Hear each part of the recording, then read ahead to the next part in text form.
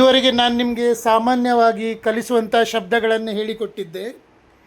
ಈಗ ನಾನು ಇವತ್ತಿನಿಂದ ನನ್ನ ಲ್ಯಾಪ್ಟಾಪ್ನಲ್ಲಿ ಇದ್ದಂತಹ, ಅಂದರೆ ನನಗೆ ಇಷ್ಟವಿದೆ ಎಂದು ಸಂಗ್ರಹಿಸಿ ಇಟ್ಟಂಥ ಶಬ್ದಗಳನ್ನು ಮತ್ತು ಕೆಲವು ವಾಕ್ಯಗಳನ್ನು ಕಲಿಸಲಿಕ್ಕೆ ಬಯಸ್ತೇನೆ. ಇವತ್ತಿನಿಂದ ನಾನು ಅದನ್ನೇ ಪ್ರಯತ್ನ ಮಾಡ್ತಾ ಇದ್ದೇನೆ. ನೋಡಿ, ನಿಮಗೆ ಇದೆಲ್ಲ ತುಂಬ ಅವಶ್ಯಕ ಅನ್ನಿಸಬಹುದು ಮತ್ತು ನಿಮಗೆ ಇದನ್ನು ನಿಮ್ಮ ಭಾಷೆಯಲ್ಲಿ ಮತ್ತೆ ಉಪಯೋಗ ಮಾಡಿದರೆ ಕೆಲವರಿಗೆ ಇದೆಲ್ಲ ಕನ್ಫ್ಯೂಷನ್ ಸಹ ಇರ್ಬೋದು. ಇದರಲ್ಲಿ ಅದು ಸಹ ದೂರ ಮಾಡಲಿಕ್ಕೆ ಪ್ರಯತ್ನ ಮಾಡ್ತೇನೆ. ಫಸ್ಟಿಗೆ ಇಟ್ ಲುಕ್ಸ್ ಅಂತ ಒಂದು ಶಬ್ದ ಉಂಟು. ಕಾಣುತ್ತದೆ, ಕಾಣಿಸುತ್ತದೆ. ಇದನ್ನು ನಾವು ಎಲ್ಲಿ ಸಹ ಯೂಸ್ ಮಾಡ್ಬೋದು, ಹೇಗೆ ಸಹ ಯೂಸ್ ಮಾಡೋದು. ನೋಡಿ, ಯಾವುದನ್ನಾದರೂ ಕಣ್ಣಿನಿಂದ ನೋಡಿದಾಗ ಆಗುವ ಅನುಭವ, ಇಟ್ ಲುಕ್ಸ್. ಇದು ನೋಡಲು ಚೆನ್ನಾಗಿ ಕಾಣುತ್ತದೆ, ಇಟ್ ಲುಕ್ಸ್ ಗುಡ್. ಇದು ಸುಂದರವಾಗಿ ಕಾಣಿಸುತ್ತದೆ, ಇಟ್ ಲುಕ್ಸ್ ಬ್ಯೂಟಿಫುಲ್. ಇದು ಒಣಗಿದಂತೆ ಕಾಣುತ್ತದೆ, ಇಟ್ ಲುಕ್ಸ್ ಡ್ರೈ. ಇದು ಆಳವಿಲ್ಲದಂತೆ ಕಾಣುತ್ತದೆ, ಇಟ್ ಲುಕ್ಸ್ ಶಾಲೋ. ಈಗ ನೀರಿಗೆ ಅಥವಾ ಎಲ್ಲಿಗೆ ನೀವು ಇಳಿದಾಗ ಅಲ್ಲಿ ಆಳವಿಲ್ಲದಿದ್ದರೆ ಶಾಲೋ ಅಂತೇವೆ, ಆಳವಿಲ್ಲದಿದ್ದರೆ. ಇಲ್ಲಾದರೆ ಡೀಪ್ ಅಂತೇವೆ, ಅಂದರೆ ತುಂಬ ಆಳವಾಗಿದ್ದರೆ ಡೀಪ್ ಅಂತೇವೆ. ಇದು ಟೊಳ್ಳಾಗಿ ಕಾಣುತ್ತದೆ, ಇಟ್ ಲುಕ್ಸ್ ಹಾಲೋ. ಟೊಳ್ಳು ಅಂದರೆ ಒಳಗಡೆ ಏನು ಸಹ ಇಲ್ಲ, ಟೊಳ್ಳು, ಹಾಲೋ. ಇದು ಗಟ್ಟಿಯಾಗಿ ಕಾಣುತ್ತದೆ, ಇಟ್ ಲುಕ್ಸ್ ಸ್ಟ್ರಾಂಗ್ ಅಥವಾ ಹಾರ್ಡ್. ಇದು ಹಳೆಯದಂತೆ ಕಾಣುತ್ತದೆ, ಇಟ್ ಲುಕ್ಸ್ ಓಲ್ಡ್. ಇದು ಹೊಸದರಂತೆ ಕಾಣುತ್ತದೆ, ಇಟ್ ಲುಕ್ಸ್ ನ್ಯೂ.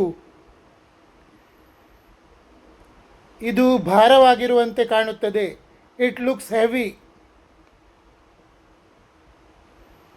ಇದು ದುಬಾರಿಯಂತೆ ಕಾಣುತ್ತದೆ, ಇಟ್ ಲುಕ್ಸ್ ಎಕ್ಸ್ಪೆನ್ಸಿವ್. ಇದು ಮೃದುವಾಗಿ ಕಾಣುತ್ತದೆ, it looks soft.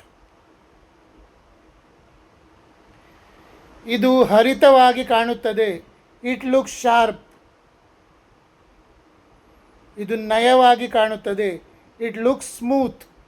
Next, it feels ಅಂದರೆ ಅನಿಸುತ್ತದೆ. ಸ್ಪರ್ಶಕ್ಕೆ ಇದೆ, ಸ್ಪರ್ಶ ಮಾಡಿದಾಗ ಅಥವಾ ಮನಸ್ಸಿಗೆ ಉಂಟಾಗುವ ಭಾವನೆ. ಇದು ಒದ್ದೆ ಇದ್ದಂತೆ ಅನಿಸುತ್ತದೆ, ಇಟ್ ಫೀಲ್ಸ್ ವೆಟ್.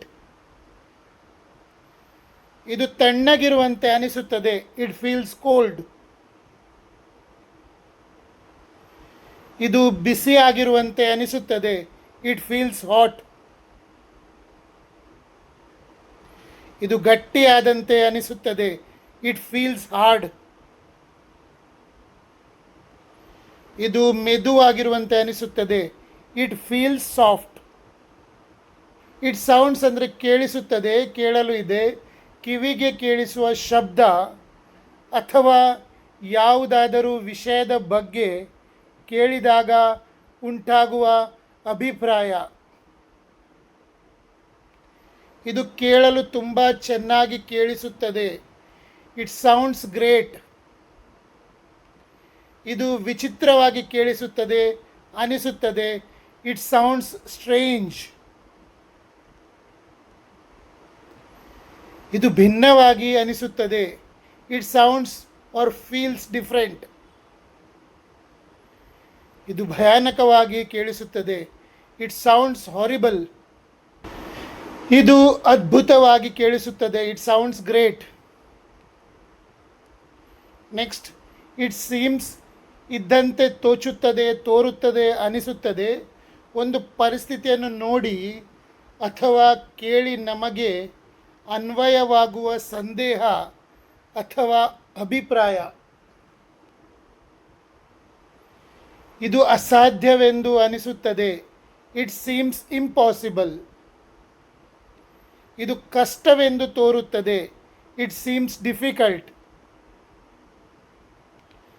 ಇದು ಕೃತಕವೆಂದು ತೋರುತ್ತದೆ, ಇಟ್ ಸೀಮ್ಸ್ ಆರ್ಟಿಫಿಷಿಯಲ್. ಅವನಿಗೆ ಹುಷಾರಿಲ್ಲವೆಂದು ತೋರುತ್ತದೆ, ಹಿ ಸೀಮ್ಸ್ ಅನ್ವೆಲ್. ಹೆಚ್ಚಿನವರು ನನಗೆ ಕಾಲ್ ಮಾಡಿ ಮೆಸೇಜ್ ಮಾಡಿ ಕೇಳ್ತಿದ್ದಾರೆ, ನಾನು ಫೇಸ್ಬುಕ್ಕಲ್ಲಿ ಹಾಕಿದ ವಿಡಿಯೋಸ್ ಮತ್ತು ಇನ್ಸ್ಟಾ ಮತ್ತು ಇದರಲ್ಲಿ ಯೂಟ್ಯೂಬಲ್ಲಿ ಹಾಕಿದ ವೀಡಿಯೋಸ್ಗಳನ್ನು ಅವರು ನೋಡ್ತಾರೆ, ಬಟ್ ಅವರಿಗೆ ಅದರಿಂದ ಕಲಿಬೇಕು ಹೇಗೆ ಅನ್ನೋದು ಅರ್ಥ ಆಗ್ತಾ ಇಲ್ಲ. ಸರ್ ಕೋರ್ಸ್ ತೊಗೊಳ್ತೀರಾ ಅಂತ ಹೇಳಿ, ಆನ್ಲೈನ್ ಕಲಿಸ್ತೀರಿ ಅಂತೇಳಿ. ನೀವು ಆನ್ಲೈನೇ ಕಲಿಬೇಕಾಗಿಲ್ಲ, ನನ್ನ ವಿಡಿಯೋ ನೋಡಿ ಕಲಿಬೋದು. ಒಂದು ವೇಳೆ ನಿಮಗೆ ವಿಡಿಯೋ ನೋಡಿ ಕಲೀಲಿಕ್ಕೆ ಇಷ್ಟ ಇದ್ದರೆ ನನಗೆ ನೀವು ನಿಮ್ಮ ವಾಟ್ಸಪ್ ನಂಬರ್ ಕಳಿಸಿ, ಅದಕ್ಕೆ ನಾನು ನಿಮಗೆ ದಿನಾ ಸೂಚನೆ ಕೊಟ್ಟು ದಿನ ಒಂದೆರಡು ವಿಡಿಯೋ ಕಳಿಸ್ತೇನೆ. ದಿನ ಒಂದೆರಡು ವಿಡಿಯೋ ಅಂದರೆ ಆ ಥರ ಎಲ್ಲ, ಕ್ಲಾಸ್ 1ಇಂದ ಡೇ 1, ಡೇ 2, ಡೇ 3, ಡೇ 4 ಈ ಥರ ಕ್ಲಾಸ್ 1ರಿಂದ ಕೊನೆಯ ಕ್ಲಾಸ್ನವರಿಗೆ ಫುಲ್ಲು ಕೋರ್ಸಿನ 1 by 1 ವಿಡಿಯೋ ಕಳಿಸ್ತೇನೆ ವಿತ್ ಇನ್ಸ್ಟ್ರಕ್ಷನ್ಸ್, ಅಂದರೆ ಸೂಚನೆ ಕೊಟ್ಟು ಕಳಿಸ್ತೇನೆ. ಸೊ ನೀವು ಅದನ್ನು ಡೈಲಿ ಫಾಲೋ ಮಾಡಿದರೆ ನಿಮಗೆ ಹಾಗೆ ಸಹ 3 ತಿಂಗಳಲ್ಲಿ ಇಂಗ್ಲೀಷ್ ಕಲೀಲಿಕ್ಕೆ ಸಾಧ್ಯ ಇದೆ. ನೀವು ಅಲ್ಲೂ ಸಹ ಕಲಿಬೋದು. ನಾನು ಎಲ್ಲ ವಿಡಿಯೋ ಅಂದರೆ ಫುಲ್ ಕಂಪ್ಲೀಟ್ ಕೋರ್ಸ್ ನಿಮಗೆ ವಾಟ್ಸಪ್ಪಲ್ಲಿ ಡೈಲಿ ಕಳಿಸ್ತೇನೆ.